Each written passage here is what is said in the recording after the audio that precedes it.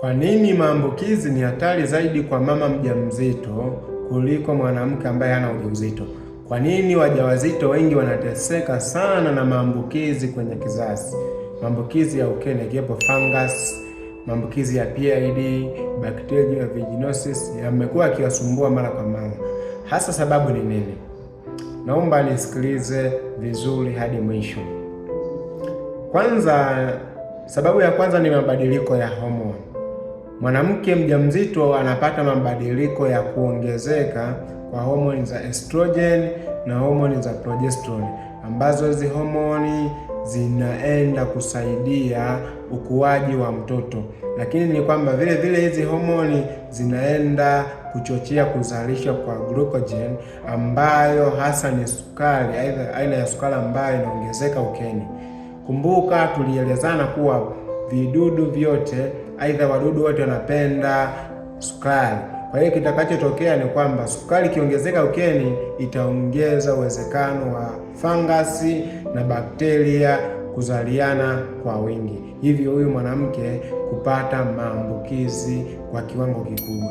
Lakini vile vile mabadiliko haya ya homoni yanaweza yakapelekea kwanza ukuaji wa bakteria wabaya kwa wingi, kwa sababu hasa mabadiliko haya huwa yanaathiri uwiano wa bakteria wale normal flora na bakteria wabaya wanavyokuwa kwa pamoja.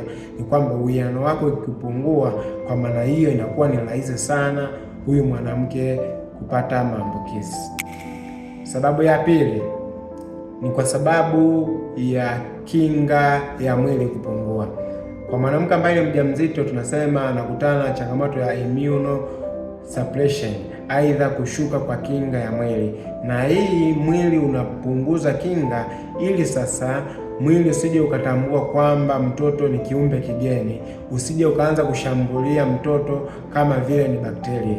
Kwa maana hiyo sasa kinga inashuka chini. Kushuka kwa kinga ya mwili maana yake hata nguvu ya kushambulia fungus, kushambulia bakteria inakuwa inapungua. Ndio maana maambukizi yanaongezeka zaidi kwa wakati huu. Sababu ya tatu ni kwa sababu ya mabadiliko ya kikemia, aidha tunasema mabadiliko ya pH ya uke. pH ni kiwango cha acid au alkaline ambayo inapatikana kwenye ute unaopatikana ukeni. Kwa maana hiyo sasa, mtu akiwa mjamzito kunakuwa na mabadiliko ambayo yanakuwa ni mazingira ya bakteria wazuri kuishi.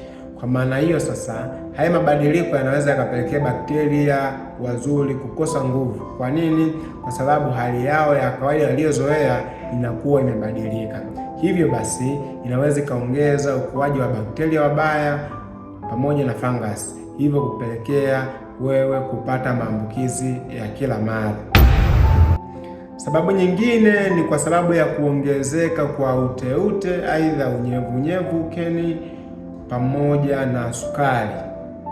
Wakati wa ujauzito kuna baadhi ya wanawake huwa wanapata hatari ya kuongezeka kwa sukari, ambayo vile vile inaweza kuchangia kupata vijidudu, aidha ukuaji wa fungus. Lakini vile vile unyevunyevu wakati wa ujauzito unakuwa mara kwa mara, aidha ute unaongezeka. Ute kwa muda mrefu unaweza ukachochea ukuaji wa fungus. Hivyo basi kwa mama mjamzito ni vema zaidi, ukiona maambukizi yamezidi, ni vema ukawasiliana na daktari wako ukaweza kupata tiba ambazo zinaweza kukusaidia. Lakini ni kwamba wakati mwingine jitahidi sana kutumia vitu asilia, zikiwepo tangawizi, jaribu kutumia, lakini pamoja na kitunguu saumu. Cha msingi usitumie kwa wingi, inaweza kukusaidia kumaliza maambukizi na kutibu changamoto. Naitwa Dr. Elisha, ni mtaalamu wa kuwashauri wanawake kuhusiana na masuala ya uzazi na ujauzito.